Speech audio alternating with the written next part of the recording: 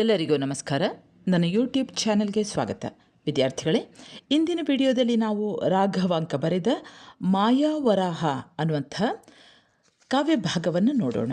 ವಿದ್ಯಾರ್ಥಿಗಳೇ, ಈಗಾಗಲೇ ನಾನು ರಾಘವಾಂಕ ಬರೆದ ಹರಿಶ್ಚಂದ್ರ ಕಾವ್ಯ ಅನ್ನುವಂತಹ ಕಾವ್ಯ ಭಾಗದ ಸಾರಾಂಶವನ್ನು ಈಗಾಗಲೇ ಇಡಿಯಾಗಿ ಪೂರ್ತಿಯಾಗಿ ಹಾಕಿದ್ದೇನೆ.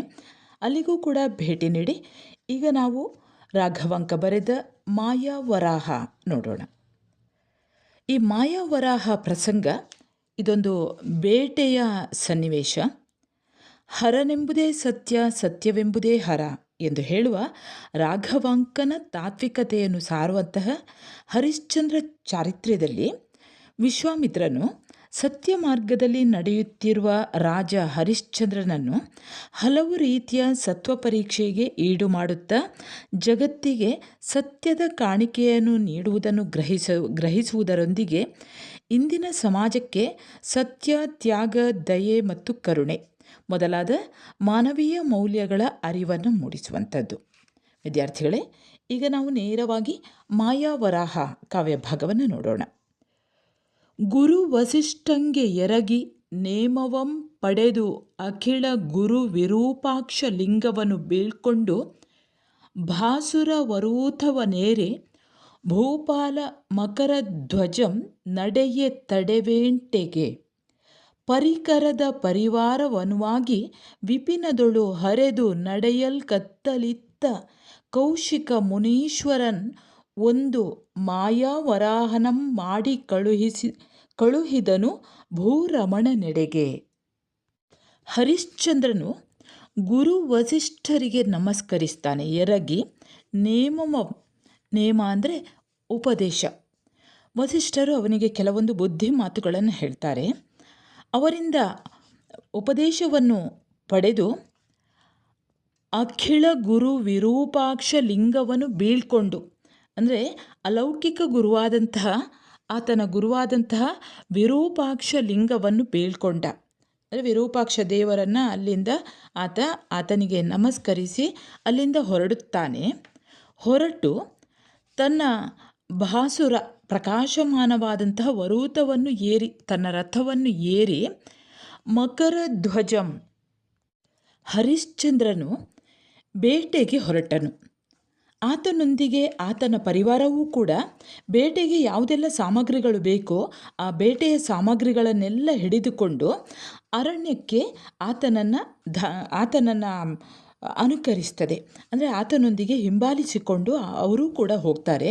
ಆ ಪರಿವಾರದವರು ಎಲ್ಲರೂ ಕೂಡ ಹೋಗ್ತಾರೆ. ಇತ್ತ ಕಡೆ ನಡೆಯಲ್ಕೆ ಅತ್ತಲ್, ಆ ಕಡೆಗೆ ಅವರು ಅಂದರೆ ಕಾಡಿನ ಕಡೆಗೆ, ಅರಣ್ಯದ ಕಡೆಗೆ, ವಿಪಿನದ ಕಡೆಗೆ ರಾಜನು ತನ್ನ ಪರಿವಾರ ಸಮೇತನಾಗಿ ಬೇಟೆಯಾಡಲು ಹೊರಡ್ತಾನೆ. ಇತ್ತ ಈ ಕಡೆ ಕೌಶಿಕ ಮುನಿ ಅಂದರೆ ವಿಶ್ವಾಮಿತ್ರ ಮುನಿಯು ಒಂದು ವರಾಹ ಅಂದರೆ ಹಂದಿ, ಮಾಯಾವರಾಹವನ್ನು ಮಾಡಿ ಸೃಷ್ಟಿಸಿ ಹರಿಶ್ಚಂದ್ರ ರಾಜನು ಇದ್ದಲ್ಲಿಗೆ ಅದನ್ನು ಕಳುಹಿಸ್ತಾನೆ. ಈಗ ಎರಡನೇ ಭಾಗ ನೋಡಿ.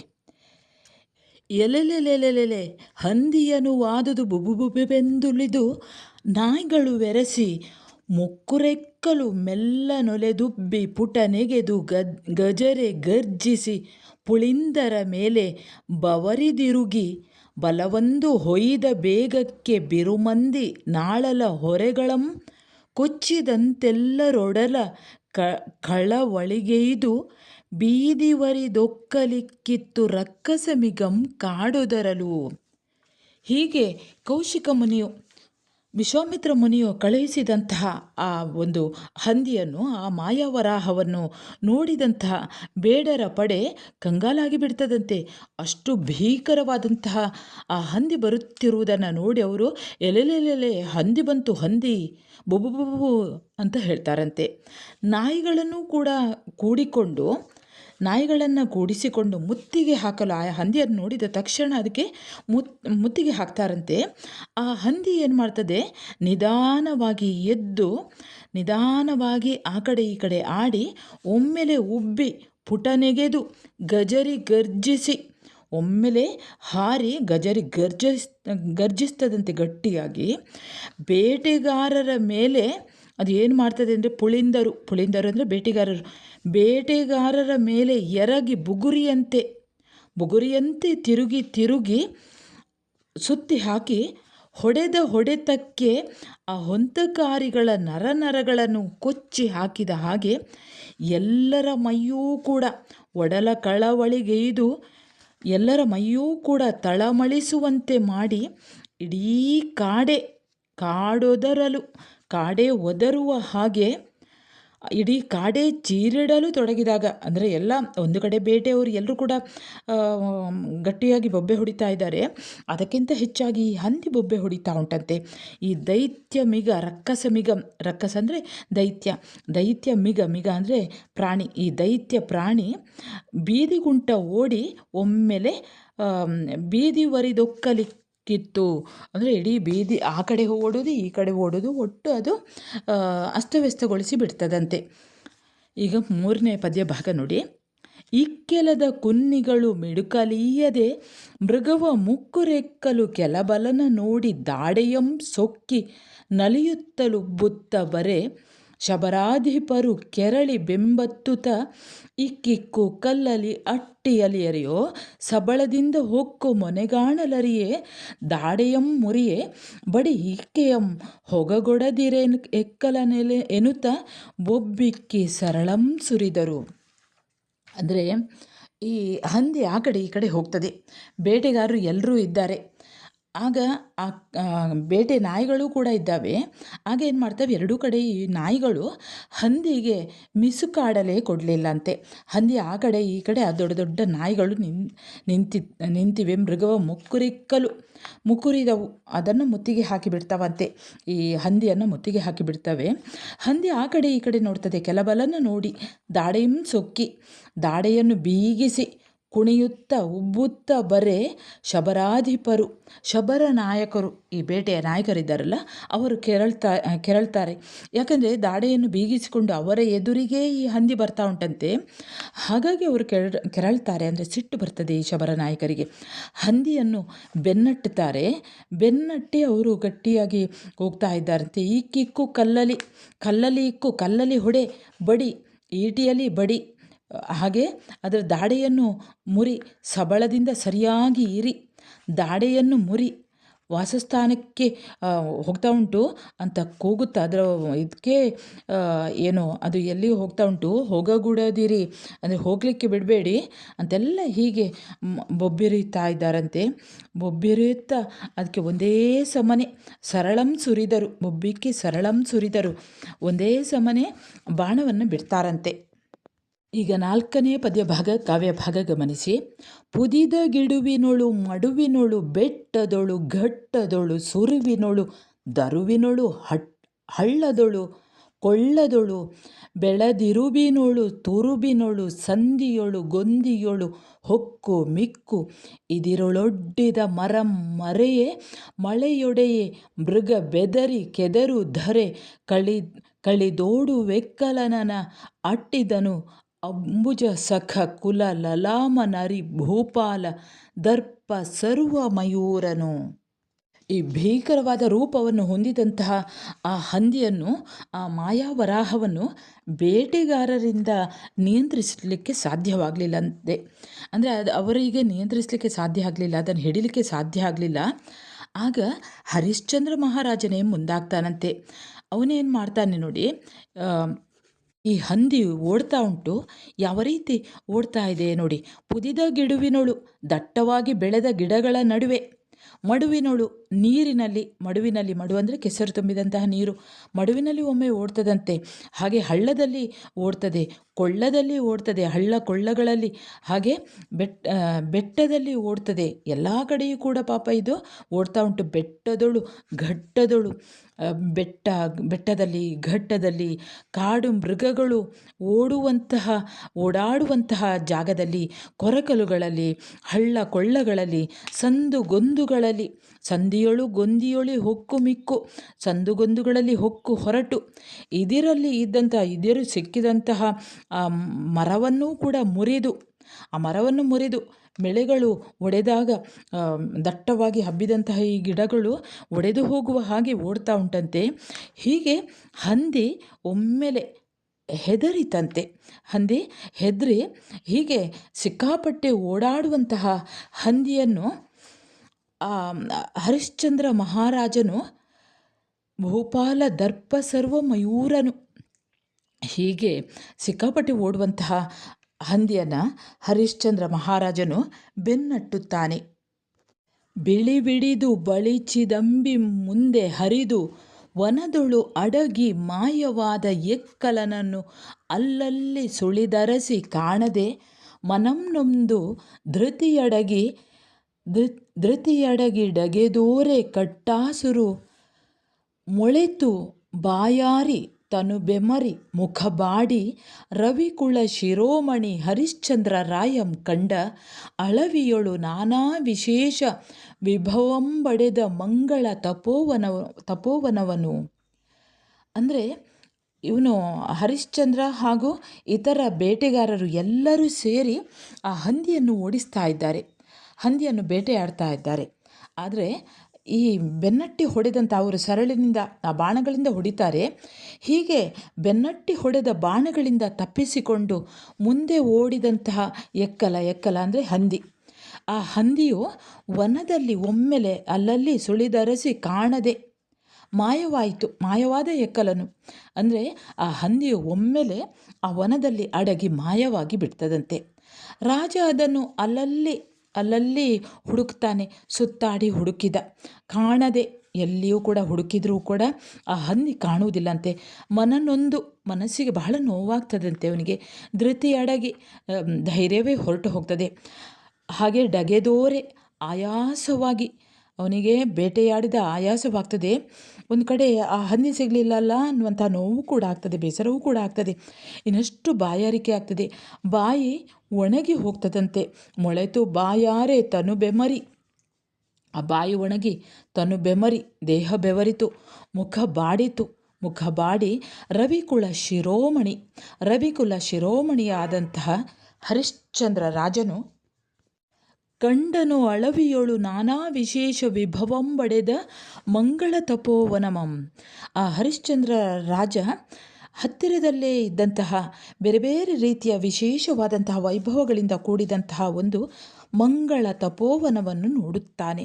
ಮಂಗಳವಾದಂತಹ ಪವಿತ್ರವಾದಂತಹ ಒಂದು ಆಶ್ರಮವನ್ನು ನೋಡ್ತಾನೆ. ತಪೋವನ ಅಂದರೆ ತಪಸ್ವಿಗಳು ಇರುವಂತಹ ಆಶ್ರಮ. ಆ ಆಶ್ರಮವನ್ನು ಆತ ನೋಡ್ತಾನಂತೆ. ಈಗ 6ನೆಯ ಪದ್ಯ ಭಾಗವನ್ನು ನೋಡೋಣ. ಘನ ಪುಣ್ಯಮಯವೆನಿಪ್ಪ ತಪೋವನದೊಳಿಹ ಮುನಿಯಾವನು ಮಹಾದೇವನೇ ಬಲ್ಲನಾಥನ ಶಾಂತಿಯಿಂದ ಶಶಿ ಚಾರಿತ್ರದಿಂ ಗಂಗೆವರ ತಪಸ್ತೇಜದಿಂದ ದಿನಕರಂ ಸುಳಿವಿಂದ ತಂಗಾಳಿ ನುಡಿಯ ಮೋಹನದಿಂದ ಸುಧೆಯುದಾರತ್ವದಿಂ ಸುರ ಕುಜಂ ಜನಿಸದಿರವೆಂದು ಕೊಂಡಾಡುತ್ತಿರ್ದಂ ಹರಿಶ್ಚಂದ್ರನ ಮಂತ್ರಿಯೊಡನೆ. ಇಂತಹ ಒಂದು ಪವಿತ್ರವಾದಂತಹ ತಪೋವನವನ್ನು ನೋಡಿದಂತಹ ಹರಿಶ್ಚಂದ್ರನು ಅಧಿಕ ಪುಣ್ಯಮಯವೆನಿಸುವಂತಹ ಈ ತಪೋವನದಲ್ಲಿ ಇರುವಂತಹ ಮುನಿ ಯಾವನೋ, ಘನ ಪುಣ್ಯಮಯವೆನಿಪ್ಪ ತಪೋವನದಳು ಇರುತ್ತಿರುವ ಮುನಿ ಯಾವನೋ ಏನೋ, ಆ ಮಹಾದೇವನೇ ಬಲ್ಲ ಎಂದುಕೊಳ್ಳುತ್ತಾನೆ. ಹಾಗೆ ತನ್ನೊಡನೆ ಇದ್ದಂತಹ ಆ ಮಂತ್ರಿಗಳೊಡನೆ ಆ ಮುನಿಯ ಒಂದು ಮಹಿಮೆಯನ್ನು ಆತ ಕೊಂಡಾಡ್ತಾನಂತೆ. ತಪಸ್ತೇಜದಿಂದ, ಅದೂ ಕೂಡ ಆ ಮುನಿಯ ಮಹಾ ಮಹಿಮೆಯನ್ನು ಕೊಂಡಾಡ್ತಾನೆ. ಈ ಮುನಿಯ ಶಾಂತಚಿತ್ತದಿಂದ, ಶಾಂತಿಯಿಂದ ಶಶಿ, ಶಾಂತಚಿತ್ತದಿಂದ ಚಂದ್ರ, ಚಾರಿತ್ರ್ಯದಿಂದ ಗಂಗೆ, ಶ್ರೇಷ್ಠ ತಪಸ್ಸಿನ ತೇಜದಿಂದ ಸೂರ್ಯ, ದಿನಕರಂ ಸುಳಿಯುವುದರಿಂದ ತಂಗಾಳಿ, ನುಡಿಯ ಮೋಹಕತೆಯಿಂದ ಅಮೃತ, ಸುಧೆ ಅಂದರೆ ಅಮೃತ, ಉದಾರತ್ವದಿಂ ಸುರಕುಜಂ, ಕುಜ ಅಂದರೆ ಮರ, ಸುರ ಅಂದರೆ ದೇವತೆಗಳು, ಕಲ್ಪವೃಕ್ಷಕ್ಕೆ ಹೇಳ್ತಾರೆ. ದೇವತೆಗಳ ಮರ ಅಂದರೆ ಕಲ್ಪವೃಕ್ಷ. ಈತನ ಒಂದು ಈ ಮಹಿಮೆಯಿಂದ, ಇಂತಹ ಮಂಗಳಕರವಾದಂತಹ ಆ ಮುನಿಯ ಮಹಿಮೆಯಿಂದ ಇವೆಲ್ಲವೂ ಕೂಡ ಹುಟ್ಟದೇ ಇರಲಾರವು. ಹಾಗಾಗಿ ಇಷ್ಟು ಒಳ್ಳೆಯ, ಇಷ್ಟು ಸುಂದರವಾದಂತಹ ಈ ಒಂದು ಮಂಗಳಕರವಾದಂತಹ ಅರಣ್ಯ ಇದೆ, ಅರಣ್ಯ ಅಲ್ಲ, ವನ ಇದೆ. ಅಂತ ಹರಿಶ್ಚಂದ್ರನು ತಮ್ಮ ಮಂತ್ರಿಯಲ್ಲಿ ಕೊಂಡಾಡ್ತಾ ಇದ್ದಾನಂತೆ. ಮುಂದೆ ಹೊಗಳುತ್ತ ಹಾರೈಸುತ್ತುಬ್ಬುತ್ತ ಕೊಬ್ಬುತ್ತ ನಗುತ್ತ ನಲಿಯುತ್ತ ಹಾಡುತ್ತಾಡುತ್ತಾನಂದ ಒಗೆಯುತ್ತಿರಲು ಒಬ್ಬ ಮುನಿಯಂ ಕಂಡಿದಾವನಾಶ್ರಮವೆಂದು ಬೆಸಗೊಂಡಡೆ ವಿಗಡ ವಿಶ್ವಾಮಿತ್ರ ಮುನಿಯ ಬನವೆನೆ ಸುಖಂ ಸುಗಿದು ಪೊಯ್ವೆಡೆದಂತೆ ಹಾವಗಿದು ಬಿಟ್ಟಂತೆ ಬಗೆ ಬೆದರಿ ಗುರುವಾಜ್ಞೆಗೆಟ್ಟುದೀನ್ನೇಗೆ ಹರಿಶ್ಚಂದ್ರನು. ಇಂತಹ ಒಂದು ಸುಂದರವಾದಂತಹ ಆ ತಪೋವನವನ್ನು ಹೊಗಳ್ತಾ ಇರುವಂತಹ ಹರಿಶ್ಚಂದ್ರನು ಹೀಗೆ ಹೊಗಳುತ್ತಾ ಹಾರೈಸುತ್ತಾ ಆ ವನವನ್ನು ನೋಡಿ ಉಬ್ಬುತ್ತಾ ಹಾರೈಸುತ್ತಾ ಉಬ್ಬುತ್ತಾ ಕೊಬ್ಬುತ್ತಾ ಅಹಂಕಾರ ಪಡುತ್ತಾ ನಗುತ್ತಾ ನಲಿಯುತ್ತಾ, ಅಂದರೆ ಇಂತಹ ಸುಂದರವಾದಂತಹ ಒಂದು ವನಕ್ಕೆ ನಾನು ಬಂದೆ ಅನ್ನುವಂತಹ ರೀತಿಯಲ್ಲಿ ನಗುತ್ತಾ ನಲಿಯುತ್ತಾ ಹಾಡುತ್ತಾ ಆನಂದ ಒಗೆಯುತ್ತಿರಲು ಆನಂದದಿಂದ ಸಂಭ್ರಮಿಸುತ್ತಿರುವಾಗ ಒಬ್ಬ ಮುನಿಯನ್ನು ಕಂಡ. ಆ ವನದಲ್ಲಿ ಒಬ್ಬ ಮುನಿಯನ್ನು ಹರಿಶ್ಚಂದ್ರ ಮಹಾರಾಜ ನೋಡ್ತಾನೆ. ಕಂಡು ನೋಡುತ್ತಾ ಇದು ಯಾರ ಆಶ್ರಮ ಅಂತ ಕೇಳ್ತಾನಂತೆ. ಆಗ ಆ ಮುನಿ ಹೇಳ್ತಾನಂತೆ, ಪ್ರಚಂಡ ವಿಶ್ವಾಮಿತ್ರ ವಿಗಡ ಅಂದರೆ ಪ್ರಚಂಡ ಮಹಾವೀರನಾದಂತಹ ವಿಶ್ವಾಮಿತ್ರ ಮುನಿಯ ಬನ ಎನ್ನಲು ಆಗ ಹರಿಶ್ಚಂದ್ರನ ನೆಮ್ಮದಿ ಬನವೇನೆ ಸುಖಂ ಸುಗಿದು ಪೊಯ್ವಡೆ, ಆತನಲ್ಲಿದ್ದಂತಹ ನೆಮ್ಮದಿ ಆಗಿದ್ದಂತಹ ಆಶ್ರಮವನ್ನು ನೋಡಿದಾಗ ಆದಂತಹ ಅನುಭವ, ನಲಿವು, ಸಂತೋಷ ಎಲ್ಲ ಇದೆಯಲ್ಲ, ಅದೆಲ್ಲ ಒಮ್ಮೆಗೆ ಹೊಡೆತ ಬಿದ್ದ ಹಾಗೆ ಆಯ್ತಂತೆ. ಹೊಡೆತವನ್ನು ತಿಂದಾಗ ಹೇಗೆ ಅನುಭವವಾಗುತ್ತದೋ ಅದೇ ರೀತಿ ಹರಿಶ್ಚಂದ್ರನ ನೆಮ್ಮದಿ ಭಂಗಗೊಳ್ತದಂತೆ. ಹಾವಗಿದು ಬಿಟ್ಟಂತೆ, ಹಾವು ಕಚ್ಚಿ ಬಿಟ್ಟ ಹಾಗೆ ಆಯ್ತಂತೆ. ಆತ ಒಳಗೊಳಗೇ ಬೆದರ್ತಾನೆ. ಗುರುವಾಜ್ಞೆಯನ್ನು ಮೀರಿಬಿಟ್ಟೆ, ಅಂದರೆ ವಸಿಷ್ಠ ಮುನಿ ಹೇಳಿದ್ದ ಈತನ ಹತ್ತಿರ, ನೀನು ಯಾವುದೇ ಕಾರಣಕ್ಕೂ ವಿಶ್ವಾಮಿತ್ರನ ಆಶ್ರಮದ ಕಡೆ ಹೋಗಬೇಡ ಅಂತ. ವಿಶ್ವಾಮಿತ್ರ ಏನು ಮಾಡಿದ್ದಾನೆ, ಈ ಒಂದು ಮಾಯಾವರಾಹವನ್ನು ಸೃಷ್ಟಿಸಿ ಹರಿಶ್ಚಂದ್ರ ಮಹಾರಾಜ ತನ್ನದೇ ಈ ಆಶ್ರಮಕ್ಕೆ ಬರುವ ಹಾಗೆ ಮಾಡಿದ್ದ. ಹಾಗಾಗಿ ಈತನಿಗೆ ಒಳಗೊಳಗೆ ಭಯವಾಗಿ ಬಿಡ್ತದೆ. ಗುರುವಿನ ಆಜ್ಞೆಯನ್ನು ಮೀರಿಬಿಟ್ಟೆ, ಇನ್ನೇನಾಗುತ್ತದೋ ಎಂದು ಹರಿಶ್ಚಂದ್ರ ತನ್ನೊಳಗೆ ಯೋಚನೆ ಮಾಡಿಕೊಳ್ತಾನೆ. ಈಗ ನಾವು 8ನೇ ಪದ್ಯಭಾಗ ಗಮನಿಸೋಣ. ಮನದೊಳಗೆ ಮರುಗುತ್ತಲಿದ್ದು ವಿಶ್ವಾಮಿತ್ರ ಮುನಿಯ ಕಾಟಕ್ಕೆ ಗುರಿಯಾಗಿ ಗೆಟ್ಟವನಧಿಯ ಪತಿತನಪ್ಪುದರೆಂದೇ ಹೋಹವೇಳರಸೆಯನೆ ಮಂತ್ರಿಗೆಂದ ಬನಕ್ಕೆ ಬಂದೆನಗೆ ನಮಿಸದೆ ಹೋದನೆಂದು ನೆಟ್ಟನೆ ಶಪಿಸದಿರನೆನಲು ಶಪಿಸಿ ಮಾಡುವುದೇನು ಎನ್ನುತ್ತ ಗುರುವಾಜ್ಞೆಗೆಡದಿಪ್ಪುದೇ ಲೇಸು ಹೋಹುದೇ ಮಂತ್ರಿವೇಳೆಂದನು. ಅಂದರೆ ಇವನು ಯೋಚನೆ ಮಾಡ್ತಾನೆ, ನಾನು ಗುರುವಿನ ಆಜ್ಞೆಯನ್ನು ಮೀರಿಬಿಟ್ಟೆ, ಇನ್ನೇನಾಗ್ತದೋ ಏನೋ ಅಂತ ಮನಸ್ಸಿನಲ್ಲಿಯೇ ಮರುಗುತ್ತಾ ಅಲ್ಲಿಯೇ ಇದ್ದು ವಿಶ್ವಾಮಿತ್ರ ಮುನಿಗಳ ಕಾಟಕ್ಕೆ ಗುರಿಯಾಗಿ ಗುರುವಿನ ಆಜ್ಞೆಯನ್ನು ಮೀರಿ ನಿರಂತರ ಪತಿತನಾಗುವುದಕ್ಕಿಂತ ಹೋಗಿಬಿಡುವುದೇ ಲೇಸು. ಹೋಗಿಬಿಡೋಣ ಅಂತ ಮಂತ್ರಿ ಹೇಳ್ತಾನಂತೆ. ಹರಿಶ್ಚಂದ್ರನ ಹತ್ತಿರ ಮಂತ್ರಿ ಹೇಳ್ತಾನೆ. ಅದಕ್ಕೆ ಅರಸ ಹೇಳ್ತಾನೆ, ಮಂತ್ರಿಗೆ ಹೀಗೆ ಹೇಳ್ತಾನೆ, ಬನಕ್ಕೆ ಬಂದೆನಗೆ ನಮಿಸದೇ ಹೋದನೆಂದು ನೆಟ್ಟನೆ ಶಪಿಸದಿರುವನೆ. ಅಂದರೆ ನನ್ನ ಆಶ್ರಮಕ್ಕೆ ಬಂದಿದ್ದಾನೆ, ನನ್ನ ಈ ಕಾಡಿಗೆ ಬಂದಿದ್ದಾನೆ, ನನ್ನ ಆಶ್ರಮಕ್ಕೆ ಬಂದೂ ಕೂಡ ನನಗೆ ನಮಸ್ಕರಿಸದೆ ಹೋದ ಹರಿಶ್ಚಂದ್ರ ಅಂತ ಆತ ಶಪಿಸದೇ ಬಿಡುವುದಿಲ್ಲ ಅಂತ ಹರಿಶ್ಚಂದ್ರ ಆತಂಕಗೊಳ್ಳುತ್ತಾನೆ. ಆಗ ಶಪಿಸಿ ಮಾಡುವುದೇನು ಎನ್ನುತ್ತ ಗುರುವಾಜ್ಞೆಗೆಡದಿಪ್ಪುದೇ ಲೇಸು ಹೋಹುದೇ ಮಂತ್ರಿವೇಳೆಂದನು. ಆಗ ಶಪಿಸಿ ಮಾಡುವುದೇನು, ಗುರುವಿನ ಆಜ್ಞೆಯನ್ನು ಮೀರದಿರುವುದೇ ಹಿತ, ಇಲ್ಲಿಂದ ಹೊರಟು ಬಿಡುವುದೇ ಉಪಾಯ, ಅಂತ ಹೇಳ್ತಾನೆ. 9ನೇ ಪದ್ಯ ಭಾಗ ನೋಡಿ. ಹೊಳೆವ ಮೇರುವ ಸುತ್ತಿ ಬೆಂಡಾದ ರವಿಚಂದ್ರ ಕಳೆಯ ತೊಡೆಯೆಡೆಯೊಳೊಯ್ಯನೆ ಮಲಗುವಂತೆ ರವಿಕುಲದ ರಾಯಂ ವರಾಹನ ಹಿಂದೆ ಸುತ್ತಿದಾಸರ ಮೇಲೆ ಗುರುವಾಜ್ಞೆಯ ಕಳೆದು ಕೌಶಿಕನಾಶ್ರಮಂಬೊಕ್ಕ ಚಿಂತೆಯಂ ಮುಳುಗುತ್ತ ನಿಜ ಸತಿಯ ತೋರದೊಡೆಗಳ ಮೇಲೆ ಲಲಿತ ಮಣಿ ಮಕುಟ ಮಂಡಿತ ಮಸ್ತಕವನ್ನು ಇಳುಹಿ ಮಗ್ಗುಲಿಕ್ಕಿದನಾಗಳ್. ಅಂದರೆ ಹೊಳೆದ ಮೀರುವ, ಅಂದರೆ ಅವರಿಬ್ಬರು ರಾಜ ಮತ್ತು ಹರಿಶ್ಚಂದ್ರ ಮತ್ತು ಮಂತ್ರಿ, ಆತನ ಮಂತ್ರಿ ಇಬ್ಬರೂ ಕೂಡ ಅಲ್ಲಿಂದ ಹೊರಟು ಬರ್ತಾರೆ, ಆ ವನದಿಂದ ಹೊರಟು ಬರ್ತಾರೆ. ಅರಸ ತನ್ನ ಸತಿಸುತರು ಬೀಡು ಬಿಟ್ಟಲ್ಲಿಗೆ ಬರ್ತಾನೆ. ಅಲ್ಲೇ ಸ್ವಲ್ಪ ದೂರದಲ್ಲಿ ಹರಿಶ್ಚಂದ್ರ ರಾಜನ ಹೆಂಡತಿಯಾದಂತಹ ಚಂದ್ರಮತಿ ಮತ್ತು ಮಗನಾದಂತಹ ರೋಹಿತ ಆತ ಇರುವಲ್ಲಿಗೆ ಅವರು ರಾಜ ಮತ್ತು ಮಂತ್ರಿ ಬರ್ತಾರೆ. ಬಂದ ನಂತರ ಸೂರ್ಯಕುಲದ ಹರಿಶ್ಚಂದ್ರ ರಾಜ, ರವಿಚಂದ್ರಕಳೆಯ ರಾಜ ಇವನು. ಸೂರ್ಯವಂಶದ ರಾಜ ಹಂದಿಯ ಹಿಂದೆ ಸುತ್ತಿದ ಆಯಾಸ, ಸುತ್ತಿದಾಸರ ಮೇಲೆ ಗುರುವಾಜ್ಞೆಯ, ಅದು ಕೂಡ ಗುರುವಿನ ಆಜ್ಞೆಯನ್ನು ಮೀರಿ ವಿಶ್ವಾಮಿತ್ರನ ಆಶ್ರಮವನ್ನು ಪ್ರವೇಶಿಸಿದ ಚಿಂತೆಯಲ್ಲಿ ಆತ ಮುಳುಗಿ ಹೋಗ್ತಾನಂತೆ. ಕೌಶಿಕನ ಆಶ್ರಮಂಬೊಕ್ಕ ಚಿಂತೆಯೂ ಮುಳುಗುತ್ತ ನಿಜ ಸತಿಯ, ಅಂದರೆ ತನ್ನ ಪತ್ನಿಯ ಆ ಸ್ಥೂಲ ತೊಡೆಗಳ ಮೇಲೆ ತನ್ನ ಲಲಿತ ಮಣಿ ಮುಕುಟ ಮಂಡಿತ ಶಿರವನ್ನು ಇಟ್ಟು ಮಲಗ್ತಾನಂತೆ. ಅದಕ್ಕಿಂತ ಮೊದಲೆಲ್ಲ ಕೆಲವು ಪದ್ಯ ಭಾಗಗಳು ನಿಮಗೆ ಈ ಪಠ್ಯ ಭಾಗದಲ್ಲಿ ಕೊಡಲಿಲ್ಲ. ಅವನೇನು ಮಾಡ್ತಾನೆ, ಬಹಳ ಚಿಂತೆ ಮಾಡ್ತಾನೆ. ಈ ವಿಶ್ವಾಮಿತ್ರನ ಆಶ್ರಮವನ್ನು ಗುರುವಾಜ್ಞೆಯನ್ನು ಮೀರಿ ನಾನು ಹೊಕ್ಕೆನಲ್ಲ ಅನ್ನುವಂತಹ ಚಿಂತೆ. ಇನ್ನೊಂದು ಕಡೆಗೆ ಅವನಿಗೆ ಜೋರು ಆಯಾಸವಾಗಿದೆ. ಆ ವರಾಹದ ಹಿಂದೆ ಹೋಗಿ ಹೋಗಿ ಆತನಿಗೆ ಆಯಾಸವಾಗಿದೆ. ಹಾಗಾಗಿ ಆತ ಹೋಗಿ ಹೆಂಡತಿ ಚಂದ್ರಮತಿಯ ತೊಡೆಗಳ ಮೇಲೆ ತನ್ನ ಲಲಿತ ಮಣಿ ಮುಕುಟ ಮಂಡಿತ, ಅಂದರೆ ಕಿರೀಟ, ನವರತ್ನ ಖಚಿತವಾದಂತಹ ಕಿರೀಟಗಳು ಉಳ್ಳಂತಹ ತನ್ನ ಶಿರವನ್ನು, ತನ್ನ ತಲೆಯನ್ನು ಇಟ್ಟು ಆತ ಮಲಗ್ತಾನಂತೆ. ಆಗ ಹೊಳೆಯುವ ಮೇರು ಪರ್ವತವನ್ನು ಸುತ್ತಿದ, ಹೇಗೆ ಕಾಣಿಸ್ತದೆ ಅಂದರೆ ಹೊಳೆಯುವ ಮೇರುವ ಸುತ್ತಿ ಬೆಂಡಾದ ರವಿಚಂದ್ರ ಕಳೆಯ, ಅಂದರೆ ಆಗ ಹೊಳೆಯುವಂತಹ ಮೇರು ಪರ್ವತ, ದೊಡ್ಡದಾದ ಪರ್ವತವನ್ನು ಸುತ್ತಿ ಬಳಲಿದ ಸೂರ್ಯನು ಚಂದ್ರಕಳೆಯ ತೊಡೆಯ ಮೇಲೆ ಮೆಲ್ಲನೆ ಮಲಗಿದಂತೆ ಕಂಡಿತು.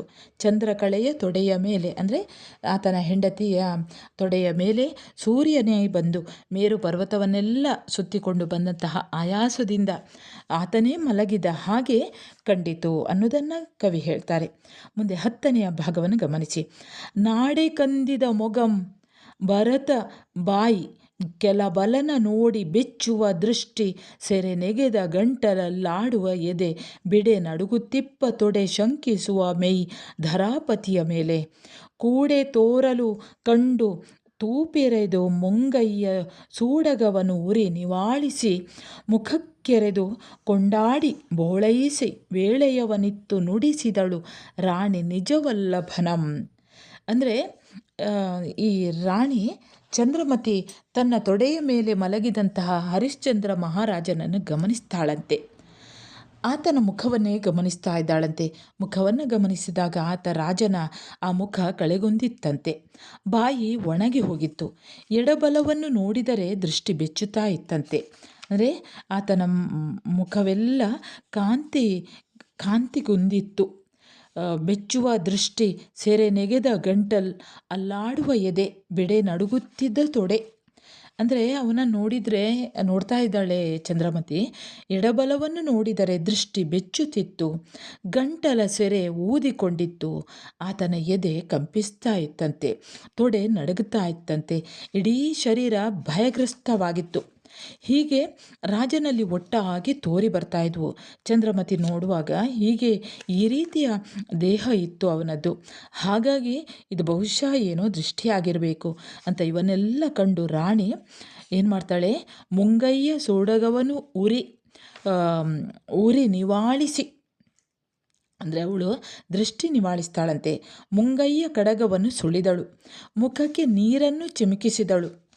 ತನ್ನ ಕೈಯಲ್ಲಿ ದೃಷ್ಟಿಯನ್ನು ತೆಗಿತಾ ಇದ್ದಾಳೆ, ಮುಖಕ್ಕೆ ನೀರು ಹಾಕ್ತಾಳಂತೆ, ಚಿಮುಕಿಸ್ತಾಳಂತೆ. ಅಂದರೆ ಈ ರೀತಿಯ ಹೆದರುವಂಥದ್ದು, ಕಳೆಗುಂದಿರುವಂಥದ್ದು, ಬಾಯಿ ಒಣಗಿ ಹೋಗಿರುವಂಥದ್ದು, ಆತನ ದೃಷ್ಟಿ ಎಡಬಲ ನೋಡುವಾಗ ದೃಷ್ಟಿ ಬೆಚ್ಚುತ್ತಾ ಇದ್ದದ್ದು, ಗಂಟಲ ಸೆರೆ ಊದಿಕೊಂಡಿರುವಂಥದ್ದು, ಹೃದಯ ಕಂಪಿಸ್ತಾ ಇದ್ದದ್ದು, ತೊಡೆ ನಡುಗ್ತಾ ಇದ್ದದ್ದು, ಇಡೀ ಶರೀರವೇ ಭಯಗ್ರಸ್ತವಾಗಿದ್ದದ್ದು, ಇದನ್ನೆಲ್ಲ ನೋಡಿದಾಗ ಚಂದ್ರಮತಿ ತನ್ನ ಕೈಯಿಂದ ಆತನಿಗೆ ದೃಷ್ಟಿ ತೆಗಿತಾಳಂತೆ, ಮುಖಕ್ಕೆ ನೀರನ್ನು ಚಿಮುಕಿಸ್ತಾಳಂತೆ.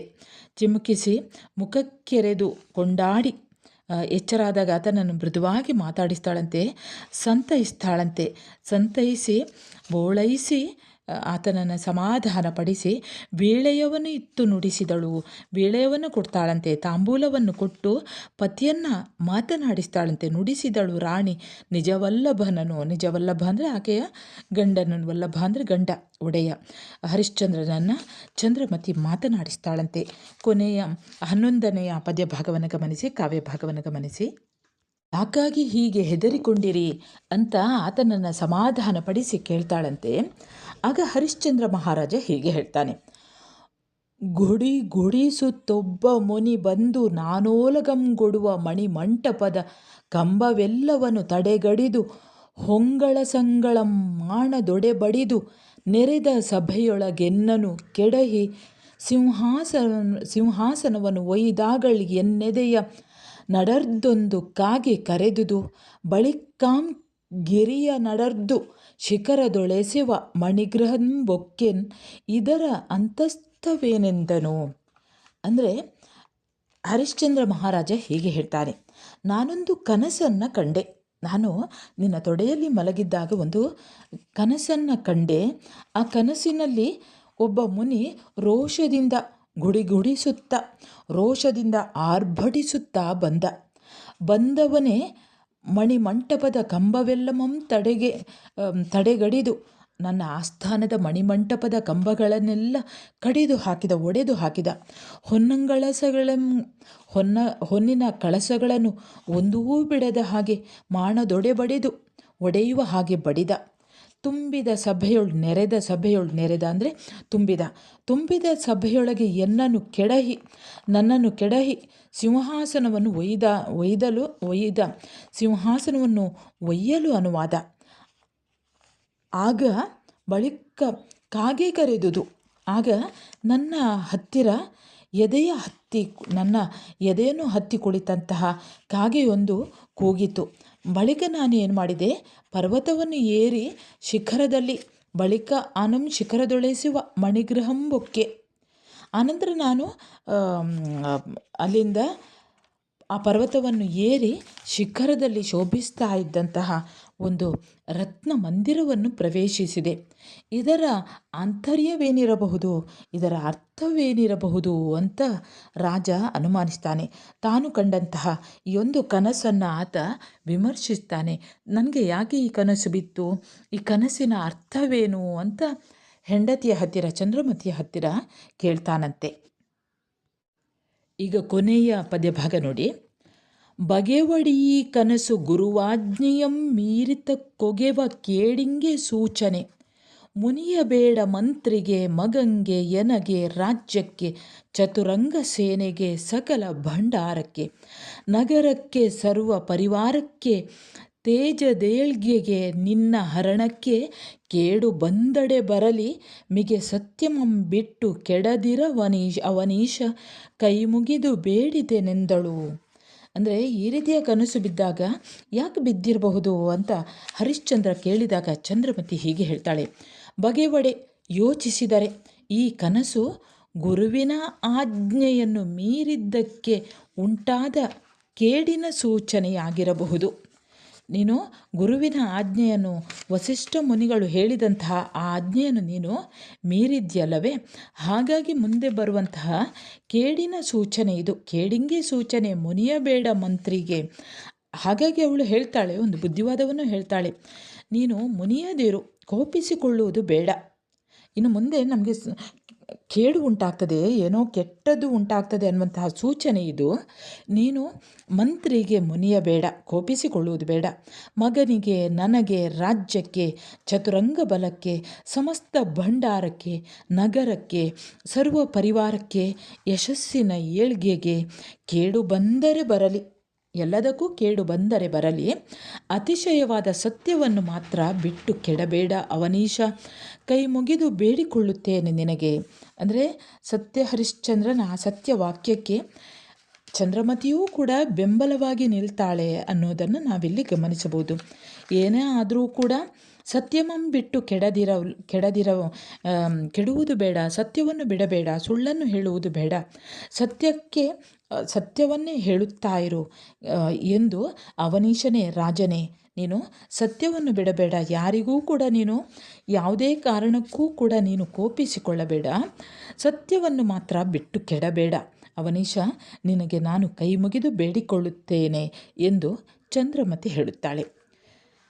ವಿದ್ಯಾರ್ಥಿಗಳೇ, ಇಲ್ಲಿಗೆ ರಾಘವಾಂಕ ಬರೆದ ಮಾಯಾವರಾಹ ಅನ್ನುವಂತಹ ಕಾವ್ಯ ಭಾಗ ಮುಕ್ತಾಯವಾಗ್ತದೆ. ವಿದ್ಯಾರ್ಥಿಗಳೇ, ನಿಮ್ಮಲ್ಲಿ ಕೆಲವರಿಗಾದರೂ ಕೂಡ ಈ ಒಂದು ವಿಡಿಯೋದಿಂದ ಉಪಯೋಗವಾಗಲಿ ಅನ್ನುವಂತಹ ಕಾರಣದಿಂದ ಈ ವಿಡಿಯೋವನ್ನು ರಚಿಸಿದ್ದೇನೆ. ಮುಂದೆ ಇನ್ನೊಂದು ಹೊಸ ವಿಷಯದೊಂದಿಗೆ ಮತ್ತೆ ಬರುತ್ತೇನೆ. ಅಲ್ಲಿಯವರೆಗೆ ನಮಸ್ಕಾರ.